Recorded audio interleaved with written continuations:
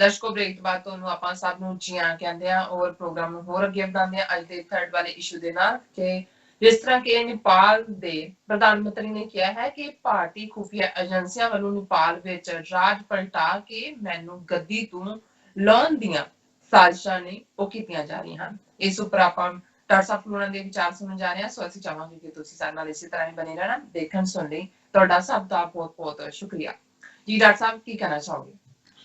ਦੇਖੋ, ਭਾਰਤ ਚੀਨ ਇਸ ਟਸਲ ਦੇ ਵਿੱਚ ਜਿਹੜਾ ਭਾਰਤ ਦੇ ਲਈ ਅਨਐਕਸਪੈਕਟਡਲੀ ਜਿਹੜਾ ਟਰੰਪ ਕਾਰਡ ਰਾਦਰ ਕਿਸੇ ਹੱਦ ਤੱਕ ਚਾਈਨਾ ਨੇ ਕੱਢਿਆ ਉਹ ਸੀ ਨੇਪਾਲ। ਕਿਉਂਕਿ ਬੇਸ਼ੱਕ ਨੇਪਾਲ ਦੇ ਨਾਲ ਕਸ਼ੀਦਗੀ ਤਾਂ ਇਹਨਾਂ ਦੀ ਚੱਲ ਰਹੀ ਸੀ ਜਦੋਂ ਤੋਂ ਉਹਨਾਂ ਨੇ ਆਪਣਾ ਕਨਸਟੀਟਿਊਸ਼ਨ ਪਾਸ ਕਰਕੇ ਉਹਨਾਂ ਨੇ ਆਪਣੇ ਆਪ ਨੂੰ ਇੱਕ ਸੈਕੂਲਰ ਨੇਸ਼ਨ ਡਿਕਲੇਅਰ ਕੀਤਾ। ਇਹਨਾਂ ਨੇ 2015 ਚ ਵੀ ਲਾਕਡਾਊਨ ਕਰਵਾਇਆ ਸੀ ਦਬਾਅ ਬਣਾਉਣ ਦੇ ਲਈ। ਲੇਕਿਨ ਇਹ ਸਾਰੀ ਪੀਰੀਅਡ ਚ ਅਸੀਂ ਦੇਖ ਰਹੇ ਸੀ ਕਿ ਨੇਪਾਲ ਦੀ ਮਿਸਟਰ ਓਲੀ ਦੀ ਹਕੂਮਤ ਚੀਨ ਵੱਲ ਝੁਕ ਰਹੀ ਹੈ ਔਰ ਭਾਰਤ ਵੱਲੋਂ ਜਿਹੜਾ ਉਹ ਵਿੱਥ ਵੱਧਦੀ ਜਾ ਰਹੀ ਹੈ। ਪਰ ਐਨ ਇਸ ਮੌਕੇ ਦੇ ਉੱਤੇ ਜਿਵੇਂ ਉਹਨਾਂ ਨੇ ਕਨਸਟੀਟਿਊਸ਼ਨ ਅਮੈਂਡ ਕਰਕੇ ਕਾਲਾ ਪਾਣੀ, ਲਿਪੂ ਲੇਖ ਔਰ ਲਿਪੂ ਧਾਰ ਵੀ ਉਹਨਾਂ ਨੂੰ ਆਪਣੇ ਨਕਸ਼ੇ 'ਚ ਲਿਆਂਦਾ, ਖੁਰ ਕੇ ਬਿਆਨਬਾਜ਼ੀ ਵੀ ਕੀਤੀ ਔਰ ਇਸ ਸਾਰੇ ਦਾ ਨਤੀਜਾ ਸੀ। ਉਧਰੋਂ ਚੀਨ ਨੇ ਜਿਸ ਅੰਦਾਜ਼ ਦੇ ਵਿੱਚ 15 ਔਰ 16 ਜੂਨ ਦੀ ਦਰਮਿਆਨੀ ਰਾਤ ਨੂੰ ਫਿਰ ਜਿਹੜਾ ਇਹਨਾਂ ਦੀ ਦਿਲਬਦੀ ਦਾ ਉਹਨਾਂ ਨੇ ਜਿਹੜਾ ਠੋਕਵਾਂ ਜਵਾਬ ਦਿੱਤਾ ਹੈ। ਨਤੀਜੇ ਦੇ ਤੌਰ ਤੇ ਇੱਕ ਪਾਸੇ ਉਹ ਕਲੈਸ਼ ਬਰਾਬਰ ਚੱਲ ਰਿਹਾ ਹੈ ਔਰ ਜ਼ਾਹਰ ਹੈ ਕਿ 2 ਮੀਟਿੰਗਸ ਲੈਫਟੀਨੈਂਟ ਕਰਨਲ ਲੈਵਲ ਤੇ ਚਾਈਨੀਜ਼ ਸਾਈਡ ਵੱਲ ਹੋ ਚੁੱਕੀਆਂ ਨੇ। ਔਰ ਜਦੋਂ ਅਸੀਂ ਅੱਜ ਗੱਲਬਾਤ ਕਰ ਰਹੇ ਹਾਂ, ਕੱਲ ਸਵੇਰੇ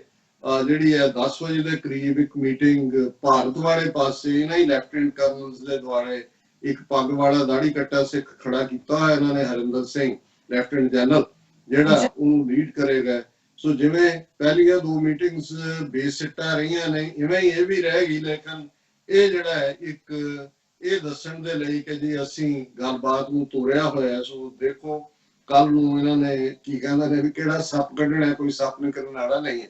ਇਸ ਦੇ ਨਾਲ ਅਸੀਂ ਜਦੋਂ ਨੇਪਾਲ ਦੀ ਗੱਲ ਕਰ ਰਹੇ ਹਾਂ ਤੇ ਮਿਡਲ ਈਸਟ ਖਾਸ ਤੌਰ ਤੇ ਇਜ਼ਰਾਈਲ ਦੀ ਡਿਵੈਲਪਮੈਂਟ ਜਿਹੜੀ ਜੁਲਾਈ ਪਹਿਲੀ ਉਹਨਾਂ ਨੇ ਆਪਣੀ ਡੇਟ ਦਿੱਤੀ ਸੀ ਕਿ ਜੀ ਉਹਨਾਂ ਨੇ ਵੈਸਟ ਬੈਂਕ ਦੀਆਂ ਸੈਟਲਮੈਂਟ ਵਾਲੇ ਏਰੀਆਜ਼ ਨੂੰ ਹੋਰ ਵੱਡੇ ਏਰੀਆ ਨੂੰ ਜਿਹੜੀ ਉਹਨਾਂ ਦੀ ਗ੍ਰੇਟਰ ਇਜ਼ਰਾਈਲ ਦੀ ਉਹਨਾਂ ਦੀ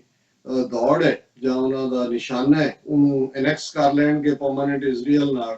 ਅਮਰੀਕਾ ਵੱਲੋਂ ਵੀ ਹੁੰਗਾਰਾ ਨਹੀਂ ਮਿਲਿਆ ਔਰ ਲੋਕਲ ਵੀ ਜਿਹੜੇ ਅਰਬ ਦੇਸ਼ ਔਰ ਅਮਰੀਕਾ ਕਿਉਂਕਿ ਘਿਰਿਆ ਹੋਇਆ ਹੈ ਚਾਈਨਾ ਦੇ ਨਾਲ ਵੀ ਟਕਰਾਅ, ਸਾਊਥ ਚਾਈਨਾ ਸੀ ਵੀ, ਕਰੋਨਾ ਦਾ ਵੀ। ਸੋ ਮੈਨੂੰ ਲੱਗਦਾ ਵੀ ਅਮਰੀਕਾ ਨੇ ਆਪਣਾ ਹੱਥ ਖਿੱਚ ਲਿਆ। ਸੋ ਉਹ ਵੀ ਧੜਮ ਕਰਕੇ ਥੱਲੇ ਡਿੱਗ ਪਿਆ ਉਹਨਾਂ ਦਾ ਮੂੰਹ। ਹਾਲਾਂਕਿ ਅੱਜ ਦੀਆਂ ਖਬਰਾਂ 'ਚ ਯੂਨਾਈਟਿਡ ਨੇਸ਼ਨਸ ਦੀ ਹਿਊਮਨ ਰਾਈਟਸ ਬਾਡੀ ਵੱਲੋਂ ਵੀ ਇਸ ਦੇ ਉੱਤੇ ਸਖਤ ਧਾਰਨਾ ਕੀਤੀ ਗਈ ਸੀ ਕਿ ਭਾਈ ਇਸ ਕਿਸਮ ਦਾ ਕੰਮ ਨਾ ਕਰਿਓ। ਕਿਉਂਕਿ ਜੇ ਨੇਪਾਲ ਨੇ ਇਸ ਲੈਵਲ ਦੇ ਉੱਤੇ ਜਾ ਕੇ ਭਾਰਤ ਦੇ ਮੂੰਹ ਦੇ ਉੱਤੇ ਖਿੱਚ ਕੇ ਚਪੇੜ ਮਾਰੀ ਹੈ ਤੇ ਫਿਰ ਜ਼ਾਹਰ ਹੈ ਕਿ ਜਦੋਂ ਮੂੰਹ ਦੇ ਉੱਤੇ ਉਂਗਲਾਂ ਵੀ 5 ਦੀਆਂ 5 ਜਿਹੜੀਆਂ ਉਹ ਛਪ ਗਈਆਂ ਤੇ ਫਿਰ ਉਹਨਾਂ ਵੀ ਕੁਛ ਨਾ ਕੁਛ ਤਾਂ ਕਰਨਾ ਹੀ ਹੈ। ਔਰ ਕੀ ਕਰ ਸਕਦੇ ਨੇ, ਕੀ ਕਰਨ ਜਾ ਰਹੇ ਨੇ ਜਾਂ ਉਹਨਾਂ ਦੇ ਇੰਟੈਂਟ ਕੀ ਹੈ, ਇਹ ਵੀ ਮੈਂ ਸਮਝਦਾ ਵੀ ਇਹ ਕਾਫੀ ਵਾਰ ਹਾਰਡਨਡ ਬੰਦਾ ਹੈ ਮਿਸਟਰ ਓਲੀ। ਪ੍ਰਾਈਮ ਮਿਨਿਸਟਰ ਸ਼ਰਮਾ ਵੀ ਨਾਲ ਲਿਖਿਆ ਹੋਇਆ। ਸੋ ਉਹਨਾਂ ਦਾ ਬ੍ਰਾਹਮਣ ਹੈ, ਗੋਰਖਿਆਂ ਦਾ। ਸੋ ਬ੍ਰਾਹਮਣ ਨੂੰ ਬ੍ਰਾਹਮਣ ਚੰਗੀ ਤਰ੍ਹਾਂ ਸਮਝਦਾ ਹੈ ਕਿ ਬਈ ਕੀ ਲਾਈਨ ਹੈ। ਔਰ ਉਹਨੇ ਜਿਹੜਾ ਮਿਸਟਰ ਓਲੀ ਨੇ ਕੱਲ ਇੱਕ ਫੰਕਸ਼ਨ ਦੇ ਵਿੱਚ ਜਿੱਥੇ ਕਿ ਕਮਿਊਨਿਸਟ ਪਾਰਟੀ ਦੀ ਇੱਕ ਪਾਸੇ ਜਿਹੜੀ ਉਹਨਾਂ ਦੀ ਸਟੈਂਡਿੰਗ ਕਮੇਟੀ ਆ ਉਹਦੇ 'ਚ ਉਹਨਾਂ ਦਾ ਕ੍ਰਿਟਿਸਿਜ਼ਮ ਹੋ ਰਿਹਾ ਹੈ ਔਰ ਇਹ ਵੀ ਕਿਹਾ ਗਿਆ ਕਿ ਜੀ ਇਹ ਹੈਂਡਲ ਨਹੀਂ ਕਰ ਪਾਏ, ਕਰੋਨਾ ਨੂੰ ਨਹੀਂ ਕਰ ਪਾਏ। ਪਰ ਉਹਨਾਂ ਨੇ ਕਾਠਮੰਡੂ ਪੋਸਟ ਦੀ ਇਹ ਖਬਰ ਹੈ ਕਿ ਵੀ ਉਹਨਾਂ ਨੇ ਇਹ ਕਿਹਾ ਕੱਲ ਇੱਕ ਫੰਕਸ਼ਨ ਦੇ ਵਿੱਚ ਮਦਨ ਭੰਡਾਰੀ ਫਾਊਂਡੇਸ਼ਨ 'ਚ ਕੋਈ ਪ੍ਰੋਗਰਾਮ ਸੀ ਔਰ ਜਿਹੜੇ ਐਗਜ਼ੈਕਟ ਉਹਨਾਂ ਦੇ ਸ਼ਬਦ ਨੇ, ਉਹਨਾਂ ਨੇ ਕਿਹਾ ਵੀ ਹੁਣ ਤੱਕ ਜਿਹੜੀਆਂ ਇੰਟੈਲੈਕਚੁਅਲ ਡਿਸਕਸ਼ਨਸ ਨੇ ਦਿੱਲੀ ਤੋਂ ਆ ਰਹੀਆਂ, ਮੀਡੀਆ ਰਿਪੋਰਟਸ ਨੇ, ਕਾਠਮੰਡੂ 'ਚ ਬੈਠਾ ਇੰਡੀਅਨ ਐਂਬੈਸਡਰ ਹੈ, ਉਹਨਾਂ ਦੀ ਸਾਰੀ ਐਮਬੈਸੀ ਦੀਆਂ ਐਕਟੀਵਿਟੀਜ਼ ਨੇ, ਹੋਰ ਡਿਫਰੈਂਟ ਹੋਟਲਾਂ 'ਚ ਚੱਲ ਰਹੀਆਂ ਇਹਨਾਂ ਦੀਆਂ ਮੀਟਿੰਗਸ ਨੇ। ਇਹਨਾਂ ਸਾਰਿਆਂ ਦਾ ਇੱਕ ਮਕਸਦ ਹੈ ਔਰ ਇਹ ਹੈ ਕਿ ਮੈਨੂੰ ਮੇਰੇ ਅਹੁਦੇ ਤੋਂ ਹਟਾਣਾ। ਔਰ ਉਹਨਾਂ ਨੇ ਕਿਹਾ ਕਿ ਭਾਈ ਇਹ ਬਹਾਨਾ ਕੋਵਿਡ-19 ਨੂੰ ਹੈਂਡਲ ਨਾ ਕਰ ਸਕਣ ਦਾ ਲਾ ਰਹੇ ਨੇ, ਪਰ ਅਸਲ 'ਚ ਇਹਨਾਂ ਨੂੰ ਇਹ ਲੱਗਦਾ ਹੈ ਕਿ ਜੇ ਮੈਨੂੰ ਹਟਾ ਦਿੱਤਾ ਜਾਏ ਤੇ ਫਿਰ ਭਾਰਤ ਆਪਣੇ ਏਜੰਟਾਂ ਰਾਹੀਂ ਨੇਪਾਲ ਦੀ ਪਾਲਿਸੀ ਦੇ ਉੱਤੇ ਹਾਵੀ ਹੋ ਸਕਦਾ ਹੈ। ਸੋ ਉਹਨਾਂ ਨੇ ਸਖਤੀ ਦੇ ਨਾਲ ਕਿਹਾ ਵੀ ਇਹ ਜਿਹੜੀਆਂ ਕੋਸ਼ਿਸ਼ਾਂ ਨੇ ਇਹਨਾਂ ਨੂੰ ਅਸੀਂ ਕਾਮਯਾਬ ਨਹੀਂ ਹੋਣ ਦੇਵਾਂਗੇ। ਔਰ ਇਹਦੇ 'ਚ ਕੋਈ ਸ਼ੱਕ ਨਹੀਂ ਹੈ ਕਿ ਵੀ ਮਿਸਟਰ ਓਲੀ ਨੇ ਜਿਸ ਅੰਦਾਜ਼ ਦੇ ਵਿੱਚ ਭਾਰਤ ਦੇ ਸਾਹਮਣੇ ਖਲੋਣਾ ਇੱਕ ਨਿੱਕਾ ਜਿਹਾ ਮੁਲਕ ਲੈਂਡ ਲੌਕਡ, ਔਰ ਇਸ ਗੱਲ ਦਾ ਧਿਆਨ ਰੱਖਦੇ ਆ ਕਿ ਵੀ ਜਿਉਂ-ਜਿਉਂ ਹੁਣ ਭਾਰਤ ਨੂੰ ਤਕਲੀਫ ਹੋ ਰਹੀ ਹੈ ਉਹ ਦੁਬਾਰਾ ਬਲੌਕੇਡ ਵੀ ਕਰ ਸਕਦੇ ਨੇ। ਤੇ ਇਹਦੇ ਨਾਲ ਹੀ ਇਹ ਖਬਰ ਹੈ Nepal to reopen its second border point with China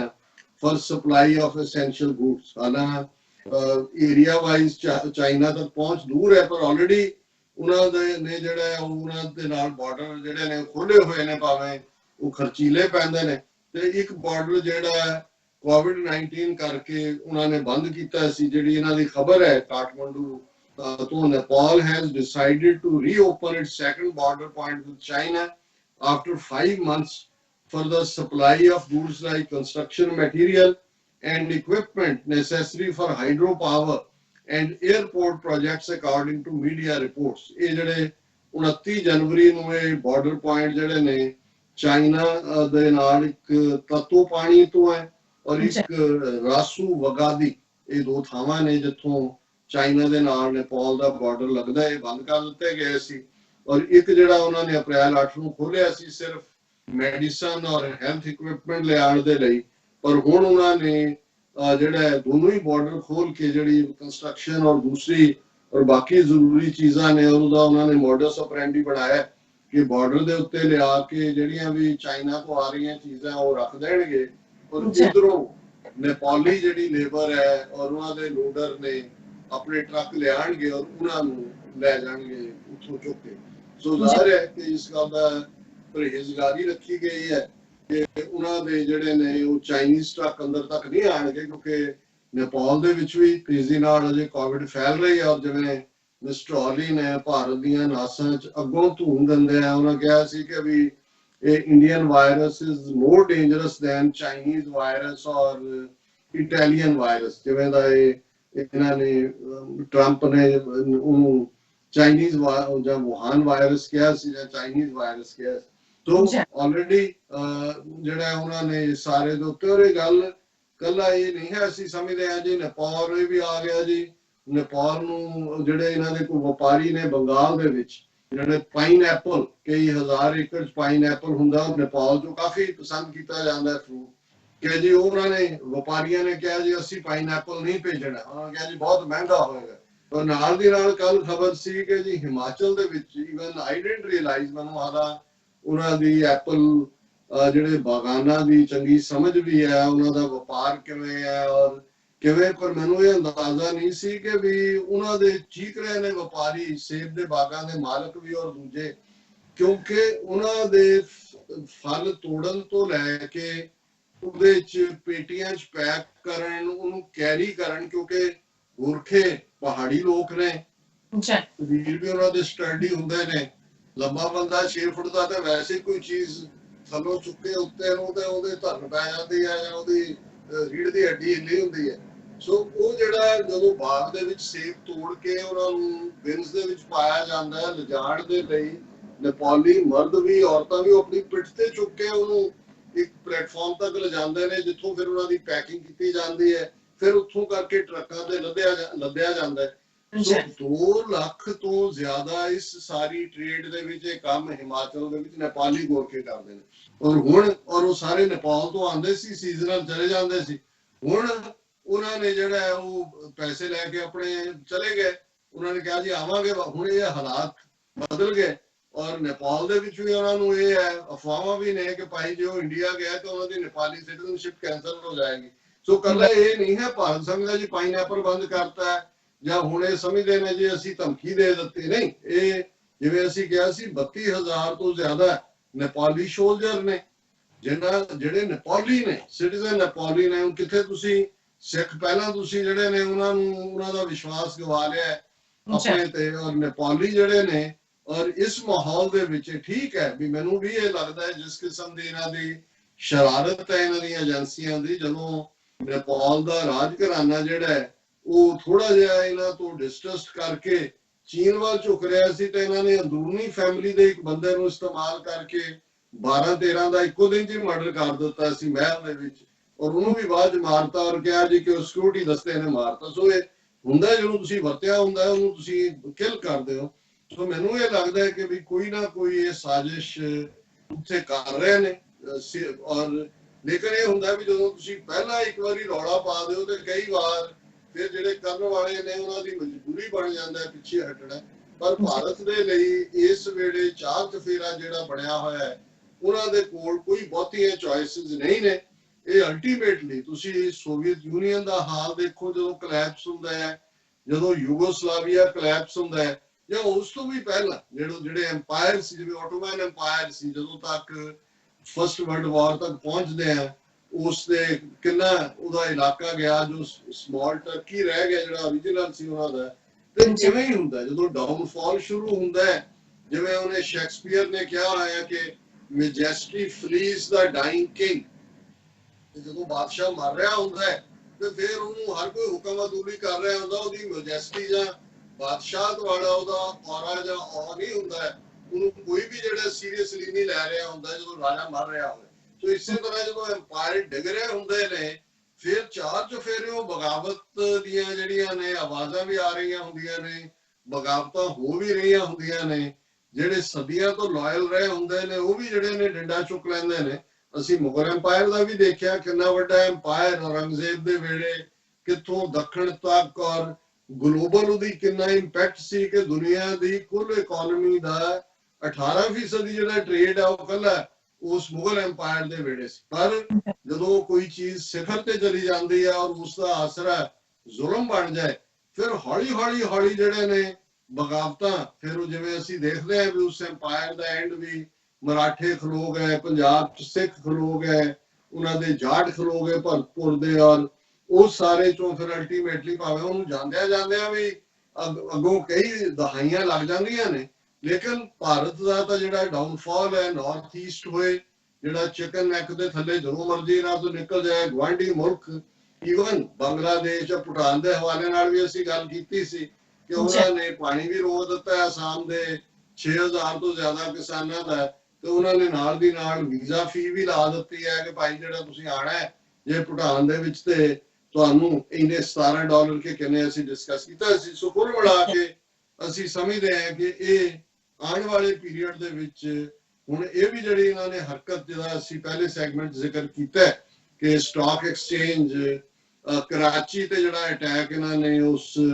ਆਪਣੀ ਜਿਹੜੀ ਖੜੀ ਕੀਤੀ ਹੋਈ ਇਹਨਾਂ ਦੀ ਆਊਟਫਿਟ ਹੈ ਦਹਿਸ਼ਤਗਰਦਾਂ ਦੀ BLA ਉਹਦੇ ਰਾਹੀਂ ਕਰਵਾਇਆ, ਇਹ ਪਾਕਿਸਤਾਨ ਨੂੰ ਵੀ ਮਜਬੂਰ ਕਰੇਗਾ। ਪਾਕਿਸਤਾਨ ਵੀ ਕੋਈ ਨਾ ਕੋਈ ਜਵਾਬੀ ਕਾਰਵਾਈ ਵਿਦਨ ਇਹਨਾਂ ਦੇ ਮੈਨਲੈਂਡ ਕਰੇਗਾ, ਕਿਉਂਕਿ ਇਹ ਹੁੰਦਾ ਹੈ, ਇਹਦੇ ਵਿੱਚ ਕੋਈ ਸ਼ੱਕ ਨਹੀਂ ਹੈ ਕਿ ਤੁਸੀਂ ਟਾਈਮਿੰਗ ਦੇਖੋ ਤੇ ਇਹ ਪਾਕਿਸਤਾਨ ਨੂੰ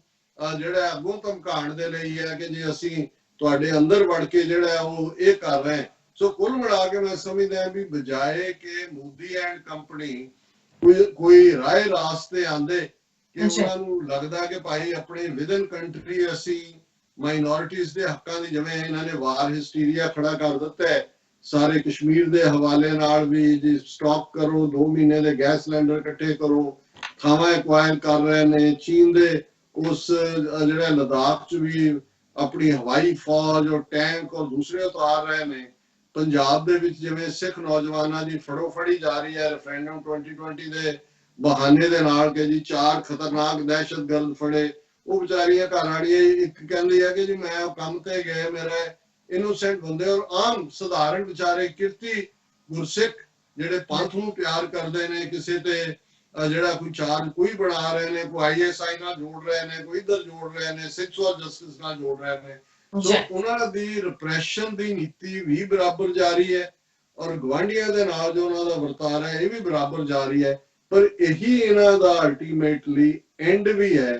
ਕਿਉਂਕਿ ਇਸ ਗੱਲ ਦਾ ਧਿਆਨ ਰਹੇ ਇਹਨਾਂ ਦਾ ਆਪਣਾ ਹੀ ਸੰਸਕ੍ਰਿਤ ਦਾ ਇਹ ਸ਼ਲੋਕ ਹੈ, ਵਿਨਾਸ਼ ਕਾਲੇ ਵਿਪਰੀਤ ਬੁੱਧੇ, ਕਿ ਜਦੋਂ ਬੰਦੇ ਦਾ ਵਿਨਾਸ਼ ਆਂਦਾ ਹੈ, ਉਹਦੀ ਡਿਸਟਰਕਸ਼ਨ ਆਂਦੀ ਹੈ, ਉਹਦੀ ਤਬਾਹੀ ਆਂਦੀ ਹੈ ਤੇ ਉਹਦੀ